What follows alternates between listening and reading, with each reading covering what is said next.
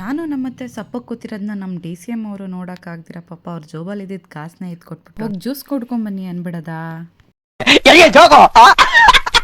ಇವತ್ತು ನಮ್ಮ ಕನಕದಲ್ಲಿ taluk level rangoli competition ಇದೆ.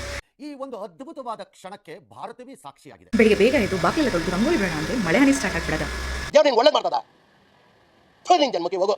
ಏನಪ್ಪ ಇದು ಈ ಟೈಮಿಗೆ ಹೀಗಾಗೋಯ್ತು ಅಂದ್ಬಿಟ್ಟು ಒಂದು ಸ್ವಲ್ಪ ಹೊತ್ತಿಗೆ ಹಾಗೆ ಸ್ವಲ್ಪ ಕಮ್ಮಿ ಆಯಿತು. ನೋಡೋಣ ಏನಾಗುತ್ತೆ. ವೆದರ್ ರಿಪೋರ್ಟಲ್ಲಿ ಮಳೆ ಬರೋ ಚಾನ್ಸಸ್ ಇದೆ.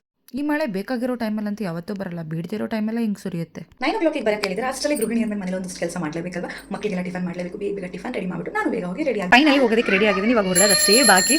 ನಾನೇ ಬೇಗ ಹೋಗ್ತಾ ಇದ್ದೀನಿ ಅಂತ ಹೋದ್ರೆ ನನಗಿಂತ ಮೊದಲು ಎಲ್ಲರೂ ಹೋಗ್ಬಿಟ್ಟು ಅವ್ರವ್ರ ಜಾಗ ಇಟ್ಕೊಂಬಿಟ್ಟು ಎಲ್ಲ ರಂಗೋಲಿ ಬರೆದ್ಬಿಟ್ಟು ಆಲ್ರೆಡಿ ಕಲರಿಂಗ್ ಮಾಡ್ತಾ ಇದ್ದಾರೆ.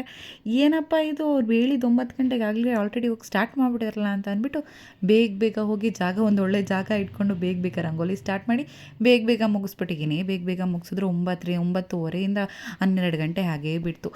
ಅಷ್ಟಾದರೂ ನೋಡಿ ಹೇಗೆ ಡ್ಯಾಮ್ನ ತಲೆ ಇಟ್ಕೊಂಡು ಅದನ್ನು ಒಂದು ಕಾನ್ಸೆಪ್ಟ್ ಆಗಿ ತಗೊಂಡು ಈ ಒಂದು ರಂಗೋಲಿನ ಬಿಟ್ಟಿದ್ದೀನಿ. ಅದ್ರ ಜೊತೆಗೆ ರಂಗೋಲಿ ಇಲ್ಲ ಅಂದರೆ ಹೀಗೆ ರಂಗೋಲಿ ಕಂಪ್ಲೀಟ್ ಆಗುತ್ತೆ, ಬರೀ ಡ್ರಾಯಿಂಗಿಂದ ರಂಗೋಲಿ ಕಂಪ್ಲೀಟ್ ಆಗಲ್ಲ ಅಂದ್ಬಿಟ್ಟು ಅದ್ರ ಜೊತೆಗೆ ರಂಗೋಲಿನೂ ಸಹ ಆ್ಯಡ್ ಆನ್ ಮಾಡಿದ್ದೀನಿ. ಕುಂತು ಸಾಕಾಗಿ ಮನೆಗೆ ಎದ್ದೋಗ್ಬಿಡೋಣ ಅನ್ಕೊಂಬಿಟ್ಟಿದೆ ಗೊತ್ತಾ. ಹೂ ಸ್ಟಾಪ್ಡ್ ಯು, ನಿಮ್ಮನ್ನ ತಡೆದಿರುವವರು ಯಾರು?